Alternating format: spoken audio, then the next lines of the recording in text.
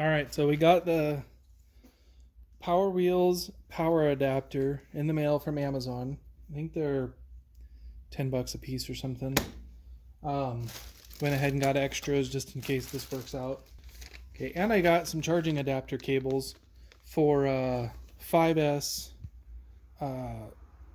lithium. So we're gonna wire all this together, and what I need to do is, because this is series, I need to jumper the power to the ground, and then the power to the ground, power to the ground, power to the ground. So what I think I'm going to do is use some of these clamps and just make a little loop, and then I can tie in each cell to its positive cell. So I'm looking at the gauge of wire, and I think this thing supports, yeah, it's 40 amp fuse. It comes with 30 and 20, but running 18 volts, we should actually pull less amps than with the 12 volts. And I know with that, I think we were blowing 20 or 30 amp fuses. Anyways, what I'm getting at here is this is a thicker wire, and all I've really got laying around in the garage right now is a little bit thinner wire. So I think what I'll do is, because it's just a short loop, I'll just double it up, and that should carry the amperage no problem. So let's get this all put together and see how that works out. Okay, so here's what I got going on. This is kind of a pain in the butt, getting all these little wires finicky. But I'm using these eyelets to connect the terminals. Let's go faster! Now, you're slow. And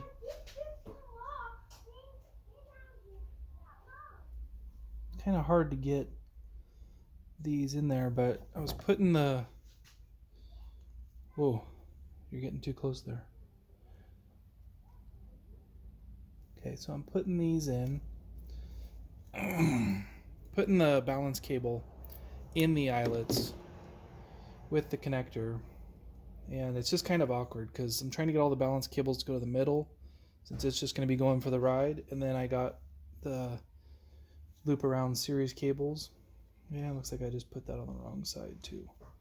Kind of want this all to go one general direction. And then I'm using the factory nuts, and we're just putting them back on the same way we pulled them off.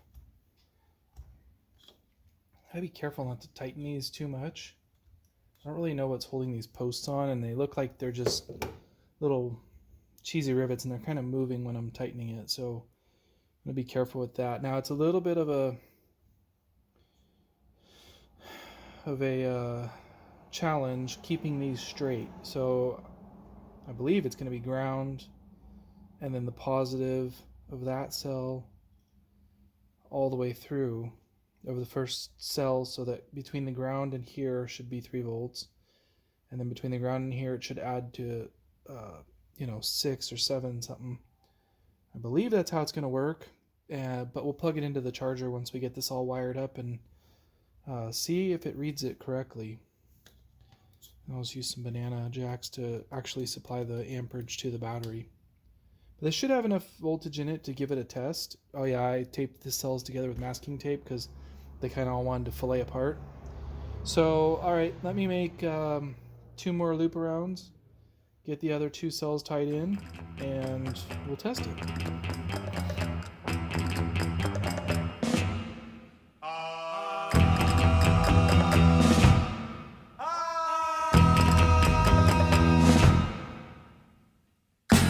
Exótica.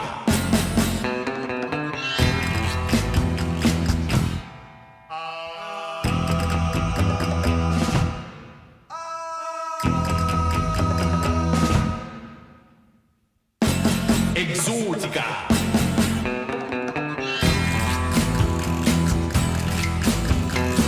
Enter the world of Exótica. Like these little colored ends here, they're not heat shrink or anything, and I don't really like them. They make them hard to get the wires in. So what I do is I take my wire cutters and I try to cut them down like that without cutting off my finger, but they are on there pretty tight, and I just gotta split them a little bit.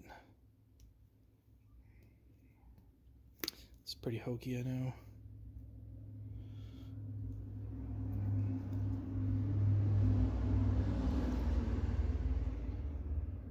There we go, and it's off. Okay, and now what I'm doing is, since it turns out these two cables are a little bit wide to fit in there, and I can't get the balance lead in there while I'm doing that. So what I'm doing is just using the crimpers to split that open, and now that'll give me enough room. All right, there's the last one. So this will be our final cell connection. This will put together our how many ever volt battery we've built here. Just being careful not to let those eyelets touch. I probably should have got better sized eyelets, but you know, I was down at the AutoZone just kind of eyeballing what size I needed.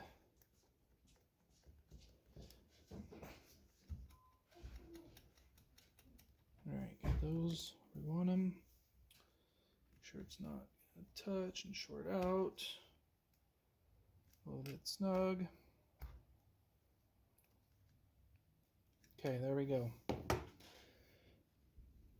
Okay, so I'm going to try to give a closer view of what I've got going on here.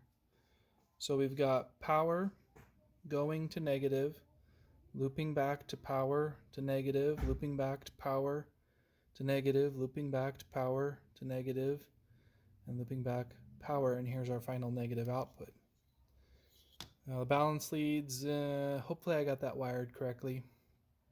This should plug into our lithium balance charger and give us the ability to charge this properly. So, that one looks ugly. Let's go ahead and hook up a volt gauge and see what we got.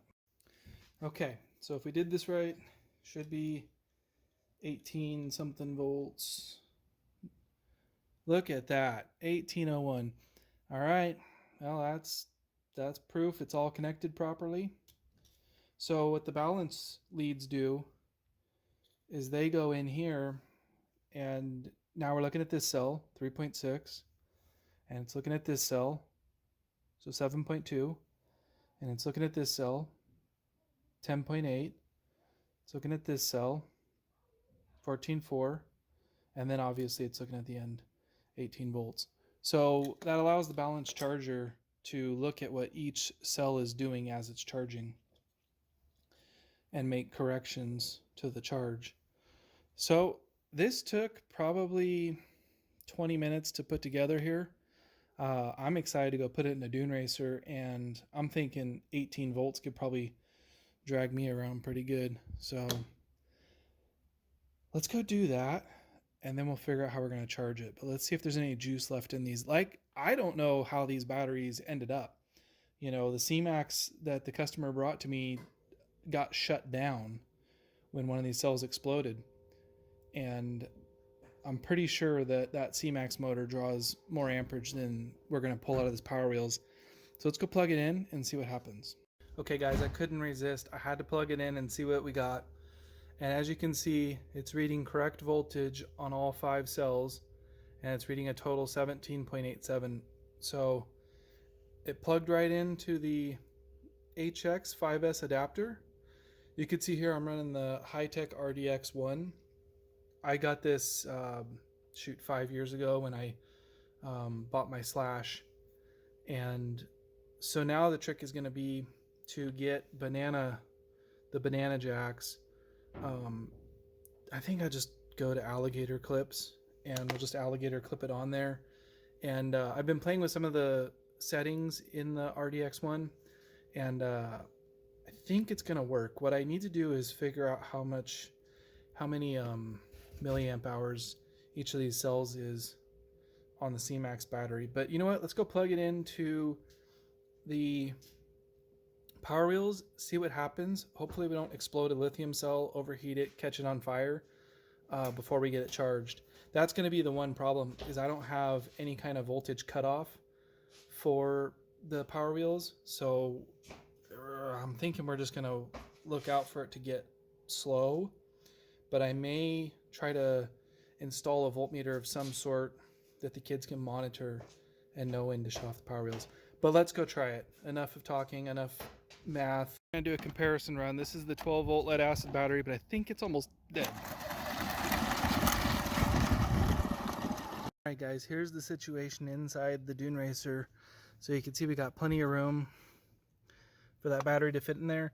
Some sort of case would really help out, and I don't know, I could 3D print something or make like a little wood bottom, something. Alright, let's plug it in and see what happens. Moment of truth, does my 18 volt lithium ion homebrew pack from the C-Max power the Power Wheels? Go ahead. Oh boy. Yes, yes, it does power it.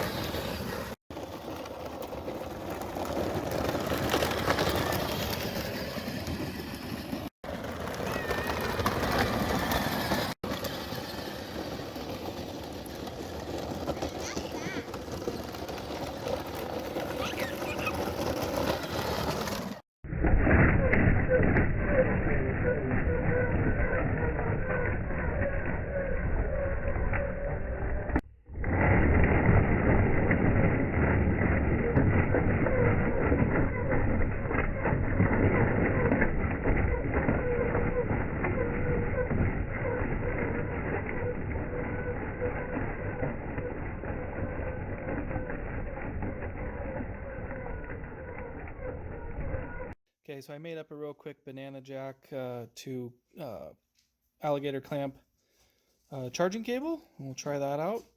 And also, on a side note, it could not haul me around. As soon as I sat in it and gave it some throttle, apparently it pulled 40 amps immediately. Wait, can you fit one So on my hand? that was a no-go. All right, let's try to charge this thing. So here's what I've ended up with. I've got my alligator leads going in here. This is more secure. When I had them clipped to the battery, they were kind of rocking around and felt like they could fall off. Balance lead in the 5S slot. Okay, going to banana connector. And here's what I've ended up with on the screen. So they're technically not lithium ion. There's some derivative of lithium ion, but that's all this thing supports. It does support other NiCad, nickel metal hydride, life batteries, and so on, but we'll go with lithium ion. It's 5 cells. So I found out these are 5,000 milliamp hour each. So I was able to change the maximum charge cutoff to 25,000. I don't know how much higher it would go, but 25,000 is what we got. So it's a 5S. I got it on balance mode. We maxed out at 6 amps. And target voltage 4.1 is what these batteries want to be at. So we're going to give this a go, and let's see what happens here. Oh, 5S, confirm. And it's charging. So we'll see how that goes, see how long it takes to charge.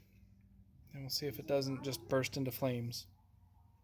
Okay, this has been out here for an hour and a half. It says complete. The voltage is up to 20.5, which is just about dead on. I mean, 4.1 times 5 is going to be 20.5. So that's what I set this thing to cut off at. Now here's my concern. It has only put in 4,000 milliamp hours. I'm not sure if that stuff's not connected. I'm not sure if that's all these batteries are going to hold. My research showed that each one should be 5,000 milliamp hours. And when you kind of compare them, I tend to agree. I wonder if there's a voltage issue with the settings. Okay, well that's how it balances out right now. That's a live feed. So it is sitting at 20.5. Each cell is sitting at 4.1. My research shows 90% charge is going to be 4.1. 100% charge would be 4.2. I really don't know how much I want to push that. But I hate to run them at 5,000 milliamp hours. I don't think they're going to last very long. So, yeah, I'll have to figure out what we're going to do. Maybe I'll run them like this and see what I think. I don't know. If you guys have any ideas on charging, or if I should use, let's see, a different setting. So let me show you what I got. And actually, if you're familiar with this or a similar style charger, lithium polymer, lead, NiCad, nickel hydride, lithium high voltage. From what I saw, that's more like a special kind of cell that would run 4.35 volts, life, and Li-on, but charging algorithm, not necessarily voltages or anything. I mean, it looks like we're sitting at the proper voltages, so I'll play with it and we'll see.